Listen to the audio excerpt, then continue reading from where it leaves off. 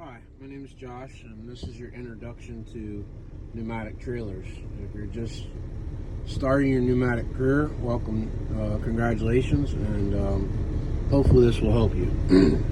Start with the basics of just learning today. We're going to just learn what a pneumatic trailer is, some of the terminology, and how it works. As you can see, we're in the cab of a KW truck, and most likely, if you're starting pneumatic trailers today, this is not your first tractor trailer you're in.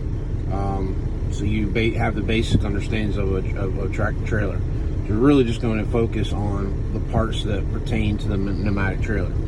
In every pneumatic truck, you're going to have a PTO.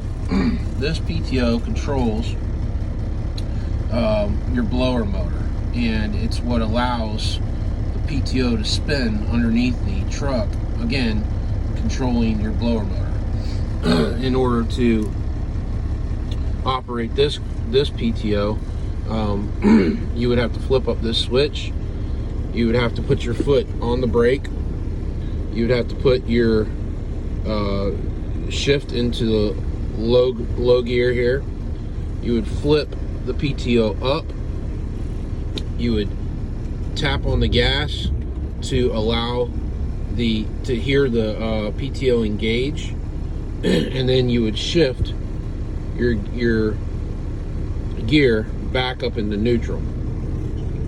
Then to set the PTO RPMs, you would come over here and turn on your cruise control, and you would go ahead and hit your increase button, and you watch your RPMs climb from 5 to about 10. Most of these trucks are set at a certain amount of RPMs that is allowed to max out. You want to go ahead and max it out to, like I said, around 9 or 10. It'll max out on its own and level off. That is how you set your PTO. One side note is some trucks, your cruise control is located in different places.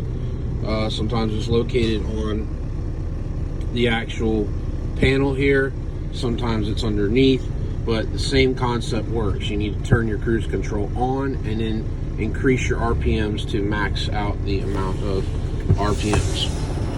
Again, this is not an order of how to do things. This is just explaining to you what each part on a pneumatic trailer does. So this is not the video that you would want to follow this order of what I'm doing. I'm just explaining to you what the parts on the truck do. We're going to go outside the trailer, and starting from the front to the back. This is your blower. This is what when the PTO, which is located down there, spins, it produces the air from the blower motor, which is located down here, which again produces air, your airflow, which comes up through this blower motor. And that air will travel through what's called your hot hose, which is located right here. That hot hose will be connected to your blower, and as that system is charged with air, it will send air through that hot hose down through this muffler here, and then at this point, at this connection right here, your air, which has traveled from your blower motor, is going to do one of a couple different things. This is what you call your top air valve. This is a top air valve. Right now this is open, and this would be closed. But for purposes of what we're talking about, let's say it's open. That would allow the air that's come from your blower motor to go up through this pipe here, up through there, into this pipe, which goes all the way into your actual tank of your pneumatic trailer. And it charges, or it basically allows the air flow, the amount of air, PSI, to increase in the tank when air is going through this top air valve. That's important to know. This is, again, this is called your top air valve. Another option is the air, if this were, say this were closed, in the closed position. Now that air is able to, instead of to travel up into the tank, it travels along your pipe, coming back down through to your line, what's called your product line valve. This is called your product line valve. Now, at this point, the air has two options. It can go out through the pipe, which leads to your aerators. As you can see, that pipe down up top here that goes to all your aerators, which we'll get to your aerators in a minute. Or that air can go down through to your product line. And again, this is your product line valve. It is currently in the open position, okay? So if this is an open position, that allows that air to travel down along this pipe, which is called your product line pipe, okay, which goes all the way out to the back. And this air right here controls the amount of PSI going out through your trailer, carrying your product out of your pods. The product that currently resides in your pods, it carries that product right out that pipe and into the line, the product line, which would go into your silo. Again, this is not an instructional video of the order of how to do things. This is more of helping you understand what the parts on the truck are. Now, this is an aerator valve, or it can have other different terminology, but this is your aerator valve, and all it really does is control the air pressure that goes into your aerator pipe. Most of the time when you're in operation, there's really no reason you will have this closed. It will always stay open. There are reasons why you'd want it closed, but most of the time this will remain open, so you really don't have to worry about this valve too much. The next thing we'll learn about is each one of these sections that you can see. This one has 3, some trailers have 4 or 5. These are called pods. That's where your product is currently inside that pod and being held. It always comes down to a point like this, and you come down to what's called your product valve. It's exactly what it sounds like. This is the valve that controls your product that comes in and out of your pod. Now, things to know about a product valve. Because this controls this actually controls how much product can come out of the pod at one time. This is important to note, because if you open this too much, you can possibly feed the system too much and you can clog up the pipe. If you open it up too little, you're not going to get enough product out. So it's very important that you learn. But when you hear somebody say product valve, specifically your trainer talking to you, because sometimes he'll be with you and sometimes he might be over the phone, this is what he's talking about, your product valve right here. Most often with products that we use, this product valve will either be set at about 1/3, 1/2, or all the way open. That's most of the time what you're going to be looking to. Down here is your bottom drop. This right here is your bottom drop. That bottom drop can be opened on the other side. You'll see that in a minute. And that allows that if you're at a customer and they want to do a bottom drop, instead of blowing air through the line, you can actually open that up and product can fall right down out into, most often is an elevator grain feeder that's below the truck that you're over, a pit, if you will, and allows that product drop right out of the bottom truck into that pit. It's also useful for when they're washing your truck out from the inside, allowing that to be open so that you can get all the excess product that needs to be washed out for your next load. All right, next we're going to come to an aerator. This is your aerator valve, or lever, whatever you prefer. This pipe right here that you just sent the air into, that pipe goes down around to and is connected to your aerators, or some people will call them your vibrators. Different terminology, but it basically is all the same. When you're in operation, this air allows air to come up through these aerators, and which you will see whenever you open your trailer from the top. You'll be able to look down in and you'll see the aerators. And what this does is it allows vibrations to be sent into the walls of your pod which allows product to move more freely. Often you use these vibrators to get product unstuck from the sides of the trailers. These aerators help bring air into the system to charge the system as well. You'll understand that more as you learn to unload these trailers. But basically, an aerator is kind of your best friend as far as getting product unstuck from the side walls of the trailer and continue to allow product to flow out of the bottom of your airline. Okay, going back, we will talk about your gauges. This is very important for you to, this could be one of the most important things for you to remember, especially when talking to one of your trainers and trying to learn, because when you're first learning it can be confusing. We understand that. This, if you can see the T right here, this is your tank pressure. It's important. It may sound not very important now, but it's very important to remember. This is your tank pressure. Tank pressure. So when your trainer is referring to your tank pressure and he's asking you what your pressure is on your tank, this is the gauge you're looking at. He might ask you also, what is your line pressure? This is your line pressure. See the L? This will be your line pressure gauge. These gauges, this tank pressure, this is what tells you how much air is inside your tank, how much PSI per square inch, how much pressure per square inch is inside your tank, allowing you to know, to be able to know what that is set at. It will be very, very important in determining what actions you're taking with all the levers back through here. They all determine on what you're going to do.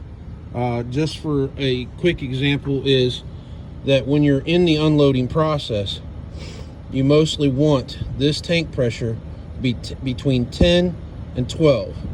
Majority thing. Now, different products call for different pressures, but basically you want to be between 10 and 12. And most often you never want to see this go over 15, because if this goes over 15, number one, you're going to have bleed off, but number two, most likely you're in the process of clogging up your product line, which will clog up the pipe that goes back in the silo, and now you're in a mess. So it's very important to watch this gauge as well as your line gauge. Your line gauge refers to the amount of product going through, being allowed to go through the product line, which is down here at the bottom at any given time. Again, you also want to see this pressure be between 10 and 12. And again, if you're over 15 or approaching 15, most likely you're going to clog up that product line, and now you're going to have to restart the whole situation, and that's another video. But again, it's very important to watch your line gauge valve, to know where that's at. Know that this is your line pressure. It may sound simple, but when you're in the process of unloading, you're dealing with your trainer, you have to get it. You have to get the fact that this is your line pressure and this is your tank pressure, because most likely they're going to be asking you questions about that. And if you're getting confused on which one is which, you're going to have problems. This valve right here, while not extremely important to you, this valve right here allows you to know how much product you actually have on your trailer. Right now my trailer's empty, so you can see that the product line is showing, the amount of product is showing pretty much empty. But this often, when you're loaded, will be up here. It'd be up here closer to, you know, these pressures here. But of course right now I'm completely empty. Going back through, these boxes right here, these contain your hoses. You're going to have a 10-foot hose here as well as a 10-foot hose here. These are the hoses that you use to blow off your product. Now, before we move on to hoses, you will have a 20-foot hose in this section, and I want to make something understood. on most of your hoses, you're going to have what's called a male end. Male end looks like this. It's a round circle, an indentation right here, and it looks just like that. This part of the fixture, okay? It's different. It's important to note that this is a female end right here. It's round. It has a rubber seal in it. It's important whenever you are looking at your female end that you make sure that this rubber seal that you can see here moving around, it's important to make sure that's in there, it's intact. Obviously, basic knowledge here is the female fits over the male, and these locks here engage all the way to tighten down to connect these two together. That's female and male end. One of your end of your hoses will have a female end and one will have a male. Again, this is your pipe, this is your product line pipe, and as you can see, a male end is on here. So if you were hooking up a hose to this, you'd be hooking up the female end to go over top of this. And of course on the other end you would have your male end, which would most likely hook into a female. It's important to note that when starting your pneumatic endeavor here, you make sure that your company has supplied you with components like this. This is called a female to female.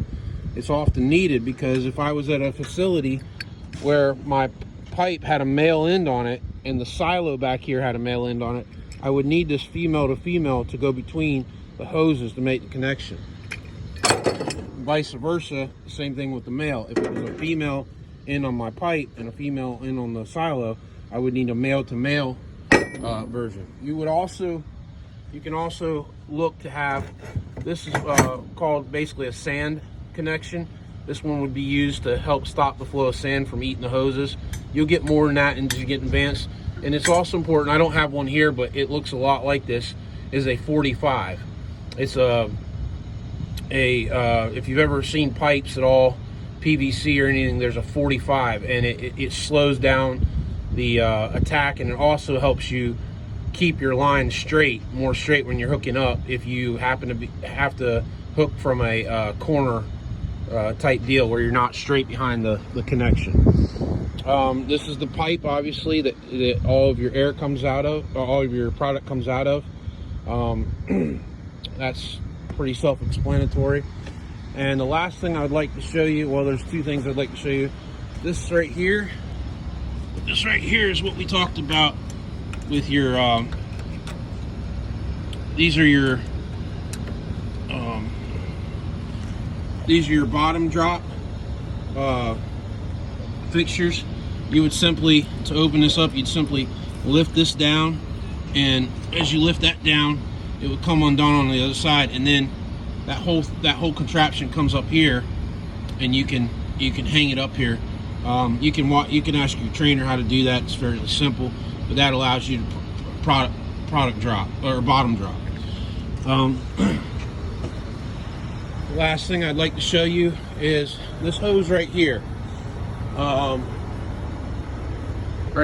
This hose right here.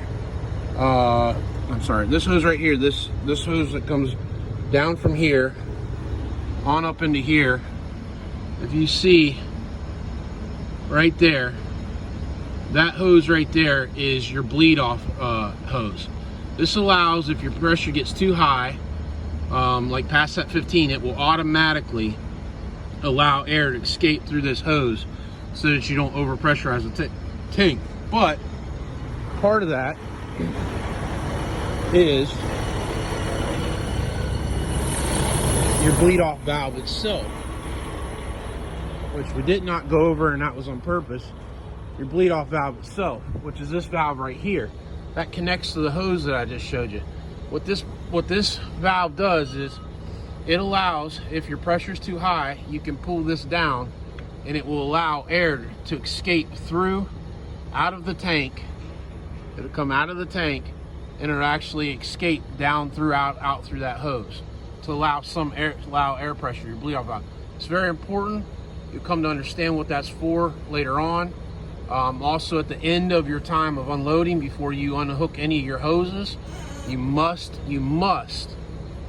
before you unhook any hose or open your top man cover holes, you have to bleed this air off and get all the air out of the system. So this is your bleed off valve. This is the basic terminologies of what's on your truck. There's much more to learn about pneumatic trucking, but this is definitely an introduction to it. I hope this has helped, and if you have any further questions, please feel free to contact your supervisor or your trainer. Thank you. Bye.